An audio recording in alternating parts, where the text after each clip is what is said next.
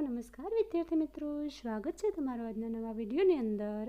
આજે આપણે આ વિડીયોની અંદર ગુજરાતી વ્યાકરણ MCQ પ્રશ્નો એનો પાર્ટ છે 30 એ જોશું અને એની અંદર છે ગુજરાતી વ્યાકરણના તમામ ટોપિક છે એમાંથી આપણે MCQ પ્રશ્નો લીધેલા છે.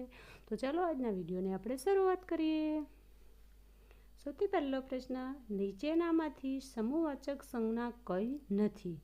સમૂહવાચક સંજ્ઞા છે 3 છે, એક નથી, એ કઈ નથી. ઓપ્શન એ કતાર, ઓપ્શન બી મેદની, ઓપ્શન સી લૂમ કે ઓપ્શન ડી પક્ષી સમૂહવાચક ન હોય એવી કયું ઓપ્શન છે કે સમૂહવાચક સંજ્ઞા નથી? તો આન્સર આવશે ઓપ્શન ડી, પક્ષી એ જાતિવાચક સંજ્ઞા છે. પ્રશ્ન નંબર 2, વચનની દ્રષ્ટિએ કયો શબ્દ જુદો પડે છે? ઓપ્શન એ માણસો, ઓપ્શન બી મહિનો, ઓપ્શન સી બારીઓ, ઓપ્શન ડી તારીખો. વચનની દ્રષ્ટિએ જુદો પડતો શબ્દ, એક શબ્દ છે એક વચનનો છે, બાકીના એ બહુવચનના છે. તો કયો શબ્દ છે એ?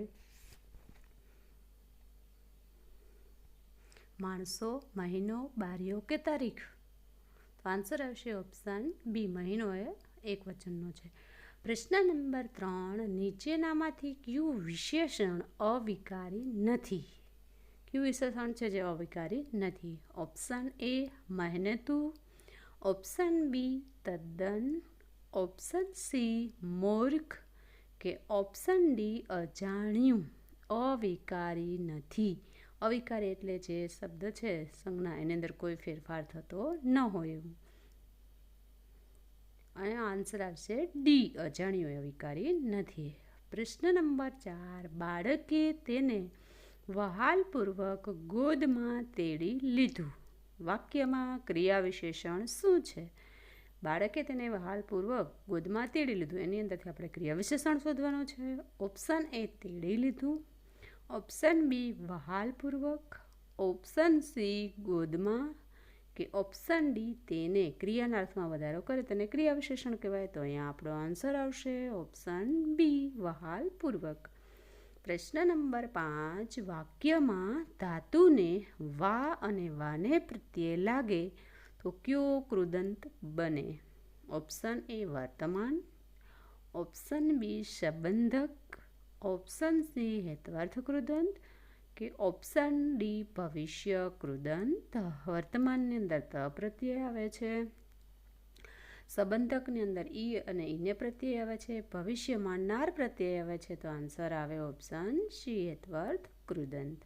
પ્રશ્ન નંબર 6, મહારાજ તો ખુશ ખુશ થઈ ગયા. વાક્યમાં નિપાત જણાવો. નિપાત આપણે શોધવાનો છે.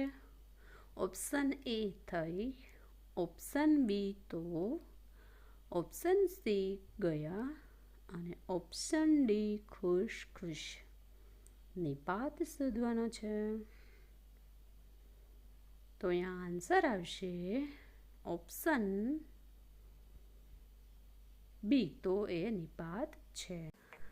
પ્રશ્ન નંબર 7, નીચેનામાંથી કઈ વિભક્તિમાંથી છૂટા પડવાનો ભાવ પ્રગટ થાય તો હોય છે?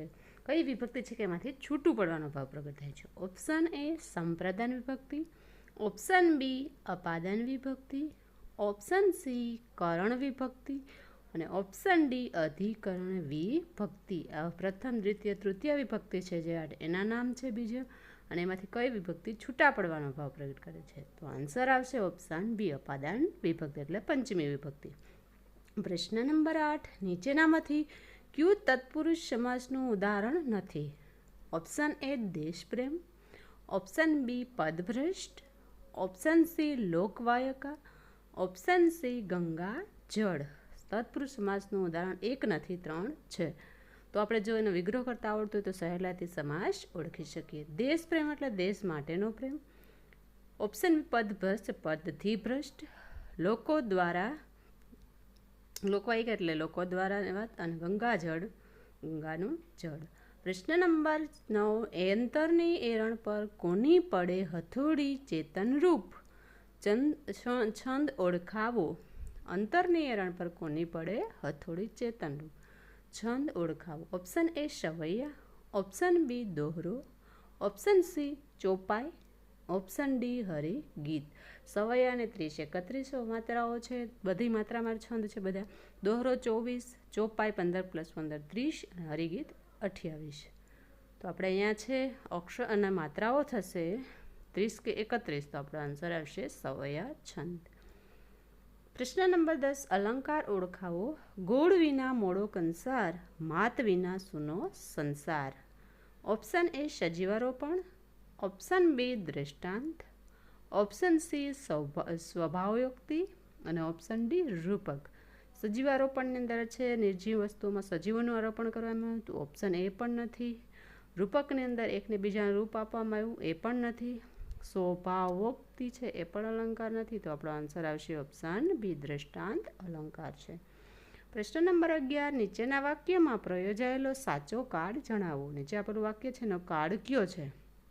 ગયા વર્ષે મોંઘવારી વધી ગઈ હતી. ઓપ્શન એ સાદો ભૂતકાળ, ઓપ્શન બી ચાલુ ભૂતકાળ, ઓપ્શન સી સંપૂર્ણ ભૂતકાળ કે ઓપ્શન ડી સંપૂર્ણ વર્તમાનકાળ. ગયા વર્ષે મોંઘવારી વધી ગઈ હતી. કયા કાળનું વાક્ય છે? ગયા વર્ષે એટલે તો ભૂતકાળ થઈ ગયો, તો આન્સર આવશે સંપૂર્ણ ભૂતકાળ. પ્રશ્ન નંબર 12, સંયોજકનો પ્રકાર ઓળખાવો. કાળુ અને રાજુ ગુજરાતી સાહિત્યના અમર પાત્રો છે.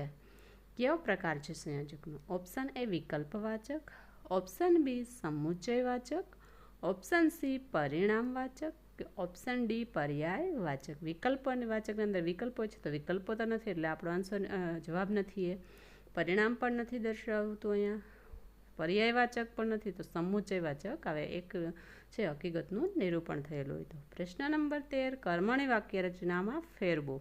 હું જીવવા માટે ખાઉં છું. ઓપ્શન એ તું જીવવા માટે ખાઉં છો, ઓપ્શન બી તારાથી જીવવા માટે ખવાય છે, ઓપ્શન સી શું તું જીવવા માટે ખાય છે અને ઓપ્શન ડી મારાથી જીવવા માટે ખવાય છે. આપણે કર્મણી વાક્યમાં ફેરવવાનું છે. હું જીવવા માટે ખાઉં છું, તો એનું કર્મણી વાક્ય થશે ઓપ્શન ડી મારાથી જીવવા માટે ખવાય છે. પ્રશ્ન નંબર 14, નીચેનામાંથી વાક્યના કયા વિભાગમાં ભૂલ છે? કયો છે વાક્ય એ વિભાગની અંદર ભૂલ છે? ઓપ્શન એ તમે, ઓપ્શન બી જન્મદિવસની, ઓપ્શન સી પાર્ટીમાં અને ઓપ્શન ડી સહકુટુંબ સહિત આવજો. 4 ઓપ્શન આખું વાક્ય છે. 4 ઓપ્શનમાં કયા ઓપ્શનની અંદર ભૂલ છે, એટલે કયા વિભાગમાં ભૂલ છે? તો આન્સર આવશે ઓપ્શન ડી સહકુટુંબ સહિત ના આવે, સહકુટુંબ આવજો અથવા કુટુંબ સહિત. પ્રશ્ન નંબર 15, દરેક રવાનુકારી દ્વિરુક્ત હોય છે, પણ દરેક દ્વિરુક્તિ રવાનુકારી હોતા નથી. આ વિધાન કેવું છે? દરેક રવાનુકારી દ્વિરુક્ત હોય છે, પણ દરેક દ્વિરુક્ત રવાનુકારી હોતા નથી. ઓપ્શન એ અસત્ય, ઓપ્શન બી અર્ધસત્ય, ઓપ્શન સી કોઈ નહીં, ઓપ્શન ડી સત્ય. તો આન્સર આવશે ઓપ્શન ડી, એ વાક્ય સત્ય છે. પ્રશ્ન નંબર 16, નીચે આપેલ તળપદા શબ્દનું શિષ્ટરૂપ શોધો. લેખું શબ્દ છે એનો અર્થ શું થાય? શિષ્ટરૂપ શું થશે? ઓપ્શન એ હિસાબ, ઓપ્શન બી લખવું, ઓપ્શન સી લાખ કે ઓપ્શન ડી લડવું. તો આન્સર આવશે ઓપ્શન એ હિસાબ. પ્રશ્ન નંબર 17, નીચેનામાંથી ક્યુ પર્યાય જોડકું યોગ્ય નથી? ક્યુ સમાનાર્થી શબ્દ છે સાચું નથી. ઓપ્શન એ નંદકુંવર એટલે કૃષ્ણ, ઓપ્શન બી ગુઢ તો અકળ, ઓપ્શન સી શુભ તો હાકેમ અને ઓપ્શન ડી અલ્પ તો અધિક. તો ઓપ્શન એ છે નંદકુંવર કૃષ્ણ, એ સાચું છે. ઓપ્શન બી છે ગુઢ તો અઢળ અકળ, એ પણ સાચું છે. ઓપ્શન સી શુભ હાકેમ, એ પણ સાચું છે. તો આન્સર આવે ડી અલ્પ તો અધિક ન થાય. પ્રશ્ન નંબર 18, નીચેનામાંથી વિરોધી શબ્દનું ક્યુ જોડકું ખોટું છે? ઓપ્શન એ મિલન તો વિરહ, ઓપ્શન બી બુજુર્ગ યુવાન, ઓપ્શન સી અતિથિ મહેમાન અને ઓપ્શન ડી લેખિત તો મૌખિક. વિરોધી શબ્દનું ખોટું જોડકું આપણે ગોતવાનું છે. તો 4 ઓપ્શનમાંથી કયો આન્સર આવશે? મિલન વિરહ સાચું છે, બુજુર્ગ તો યુવાન સાચું છે, અતિથિ અને મહેમાન એ સમાનાર્થી છે એટલે ખોટું છે. પ્રશ્ન નંબર 19, શબ્દ સમૂહ માટે એક શબ્દ આપો. કોઈની પણ મદદ ન લેનાર એને શું કહેવાય? ઓપ્શન એ સ્વાવલંબી, ઓપ્શન બી પરાવલંબી, ઓપ્શન સી અવલંબી કે ઓપ્શન ડી મદદગાર.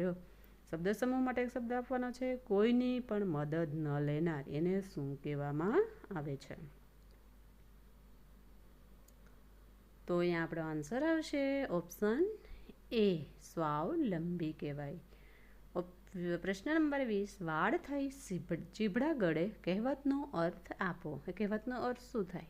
ઓપ્શન એ વાળને ટેટી તરબૂચ ભાવે, ઓપ્શન બી વાળ જ ચીભડા ખાઈ જાય, ઓપ્શન સી રક્ષક જ ભક્ષક બને અને ઓપ્શન ડી વાળ વગર વેલો ના ચડે.